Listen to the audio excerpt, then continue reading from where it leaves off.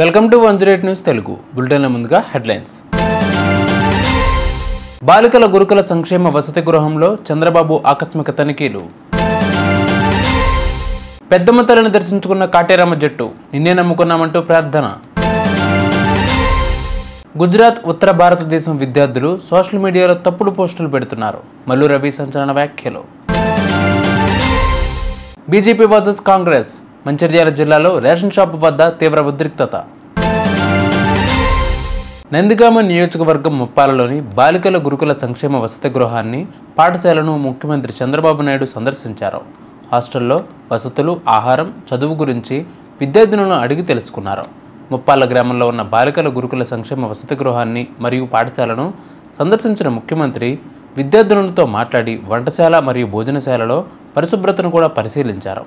కొన్ని సమస్యలు ఉన్నాయని గుర్తించి వాటి పరిష్కారానికి సంబంధించి సెక్రటరీకి ఆదేశాలు జారీ చేశారు.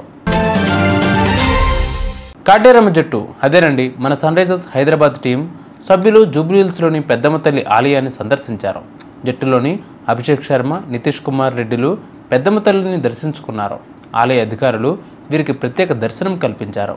దర్శన అనంతరం వీరికి శాలువాతో సత్కరించగా అర్చకులు ఆశీర్వదించారు. ముందుగా పెద్దమ్మ తల్లిని దర్శించుకున్న అభిషేక్ శర్మ, నితీష్ కుమార్ రెడ్డిలు ప్రత్యేక పూజలు చేశారు.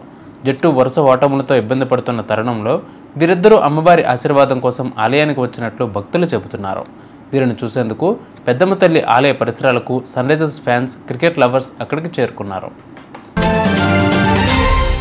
హైదరాబాద్ సెంట్రల్ యూనివర్సిటీ భూముల వివాదంపై ఎంపీ మల్లు రవి సంచలన వ్యాఖ్యలు చేశారు. గుజరాత్, ఉత్తర భారతదేశం నుంచి వచ్చిన విద్యార్థులు తెలంగాణలోని జరుగుతున్న అభివృద్ధిని తట్టుకోలేక హెచ్సియు భూముల విషయంలో సోషల్ మీడియాలో తప్పుడు పోస్టులు పెడుతున్నారని మల్లు రవి ఆరోపించారు. హెచ్సియు దగ్గర ఉన్న భూమి 20 సంవత్సరాల నుండి ప్రైవేటు వ్యక్తుల దగ్గర ఉంది. కేసీఆర్, కేటీఆర్, హరీష్, కవిత అధికారంలో ఉన్నప్పుడు ఆ భూమిని కాపాడే ప్రయత్నం చేయలేదు. బిల్లీరావు అప్పటి సీఎం కేసీఆర్తో ఒప్పందం చేసుకున్నారు. కవిత అనేకసార్లు బిల్లీరావును కలిసింది. ఆ భూమిలో ఏదైనా వస్తుందేమోనని కవిత ఆశపడింది. కానీ కాంగ్రెస్ పార్టీ అధికారంలోకి వచ్చిన తర్వాత ఆ భూమిని కాపాడింది అని పేర్కొన్నారు మల్లు రవి. తెలంగాణలోని రేషన్ కార్డుదారులకు ఏప్రిల్ నెల నుంచి దొడ్డు బియ్యం స్థానంలో సన్నబియ్యం పంపిణీ చేస్తున్న సంగతి తెలిసిందే. ఈ కార్యక్రమాన్ని రాష్ట్రంలోని కాంగ్రెస్ ప్రభుత్వం ప్రతిష్టాత్మకంగా ప్రజల్లోకి తీసుకువెళ్లింది. అయితే రాష్ట్రంలోని కాంగ్రెస్ ప్రభుత్వం రేషన్ షాపులలో ప్రధానమంత్రి నరేంద్ర మోదీ ఫోటోని ప్రదర్శించాలని బీజేపీ డిమాండ్ చేస్తోంది.